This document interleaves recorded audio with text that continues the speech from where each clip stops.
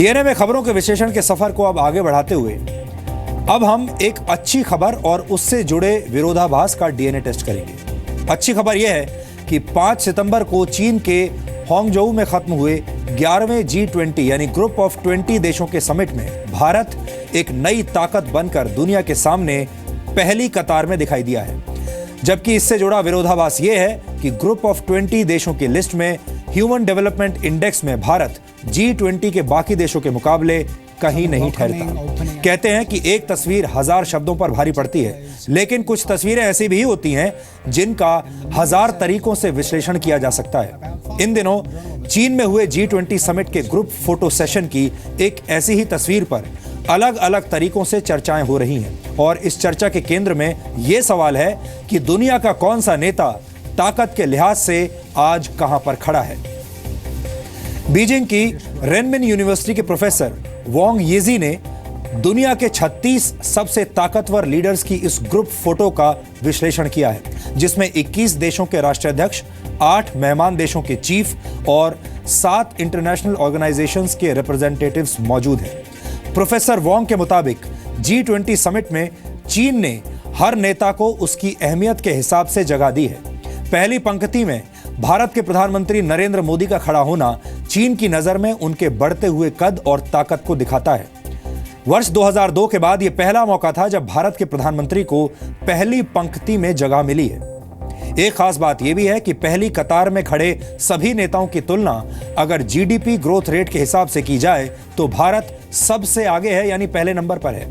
भारत की विकास दर 7.5% है, जबकि चीन की विकास दर 6.5% है। फ्रांस की 1.1%, टर्की की 3.8%, दक्षिण कोरिया की 2.7%, रशिया की -1.8% और अर्जेंटीना की विकास दर -1% है।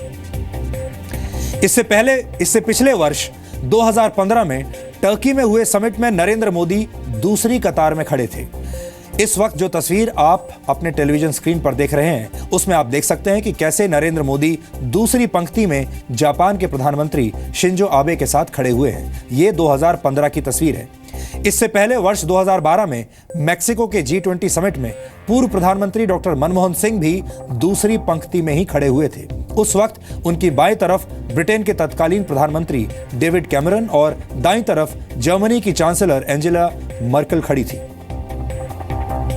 अगर आप चीन के हांगझोउ में लिए गए इस ग्रुप फोटो पर गौर करेंगे तो आप देखेंगे कि कैसे पहली पंक्ति में प्रधानमंत्री नरेंद्र मोदी के साथ G20 के 13 नेता खड़े हुए थे, जिनमें 11 राष्ट्र प्रमुख भी थे। G20 के अगले मेजबान जर्मनी की चांसलर एंजेला मर्केल और पिछले मेजबान देश टर्की के राष्ट्रपति भी पहली पंक्ति में ही खड़े थे। और आपको बता दूं कि नियमों के मुताबिक इंटरनेशनल मीटिंग्स में अक्सर पहली पंक्ति में राष्ट्रपति और राजाओं को जगह दी जाती है, फिर राष्ट्राध्यक्षों को और इंटरनेशनल ऑर्गेनाइजेशंस के प्रतिनिधियों को जगह मिलती है। नेताओं को उनके कार्यकाल संभालने के वक्त के हिसाब से, यानी उनकी सीनियरिटी के हिसाब से भी हर पंक्ति में बीच की पोजीशन से किनारे की पोजीशन तक खड़ा किया जाता है।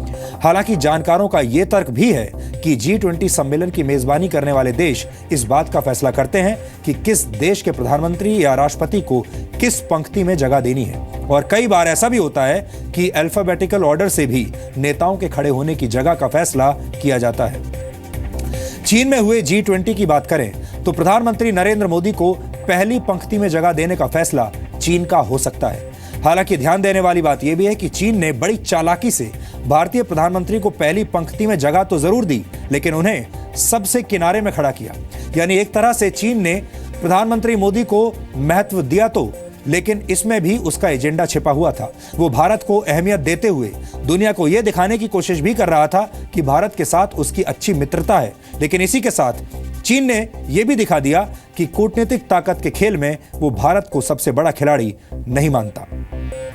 और आपने यहां यह भी देखा होगा कि इस तस्वीर में नरेंद्र मोदी जब आए इस फोटो सेशन के लिए तो सबसे पहले वो दूसरी पंक्ति में खड़े हुए थे। हम आपको तस्वीर एक बार दिखाना चाहते हैं और जिसमें आप देख सकते हैं कि वो जब आए तो सबसे पहले वो खुद जाकर दूसरी पंक्ति में खड़े हो गए और दूसरी पंक्ति में खड़े होने के बाद उन्हें यह बताया गया कि उन्हें दूसरी पंक्ति में नहीं बल्कि पहली पंक्ति में यानी पहली लाइन में खड़े होना है। कुछ देर वो दूसरी पंक्ति में खड़े रहे और फिर उन्हें बताया गया कि उन्हें आगे यानी पहली पंक्ति में खड़े होना है, और फिर वो पहली पंक्ति में खड़े हुए और तब ये फोटो खींची गई। यहां आपको ये जानकारी भी दे दें कि G20 दुनिया के 20 ताकतवर देशों का समूह है, जिसकी स्थापना वर्ष 1999 में America, Canada, Britain, Germany, Japan, France और इटली के विदेश मंत्रियों ने की थी। लेकिन वर्ष 2008 में आर्थिक मंदी आने के बाद इस फोरम की लीडरशिप इस ग्रुप में शामिल देशों के शीर्ष नेताओं को दे दी गई। दुनिया की 85% अर्थव्यवस्था और 75% व्यापार पर G20 ग्रुप का कंट्रोल है। अमेरिका, कनाडा, रूस, जर्मनी, ब्रिटेन, फ्रांस, ऑस्ट्रेलिया, चीन और भारत सहित 20 देश हर साल G20 समिट में मिलते हैं और दुनिया के आर्थिक हालात सहित कई मुद्दों पर चर्चा करते हैं। अभी आपने हर देशवासी के चेहरे पर मुस्कान लाने वाली ये तस्वीर देखी, लेकिन अब मैं इस तस्वीर से जुड़ा एक विरोधाभास भी आपको बताना चाहता हूं।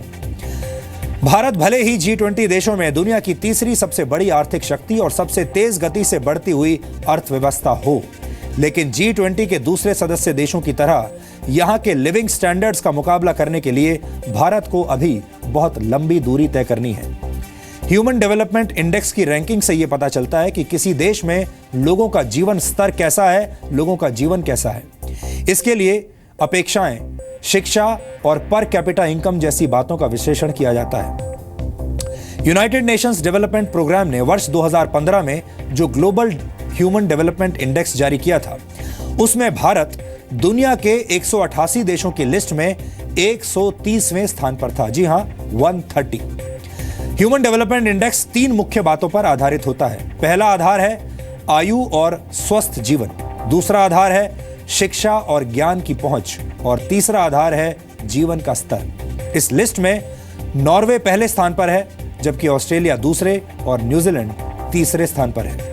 G20 में शामिल 20 देशों की रैंकिंग का विश्लेषण करने पर यह पता चलता है कि ह्यूमन डेवलपमेंट इंडेक्स में इन 20 देशों में भारत आखिरी नंबर पर है। हालांकि यहां हमें यह बात नहीं भूलनी चाहिए कि भारत की जनसंख्या बहुत ज्यादा है, और अगर आबादी बड़ी होगी तो जीवन का स्तर अच्छा नहीं होगा और उसे सुधारने में भी मुश्किलें भी आती हैं और ज्यादा वक्त भी लगता है। नई आर्थिक शक्ति के रूप में उभरने वाले भारत की चुनौतियां जरा दूजी किस्म की हैं। फिर भी हमें उम्मीद है कि बहुत जल्द ह्यूमन डेवलपमेंट इंडेक्स में भी भारत की रैंकिंग सुधरेगी।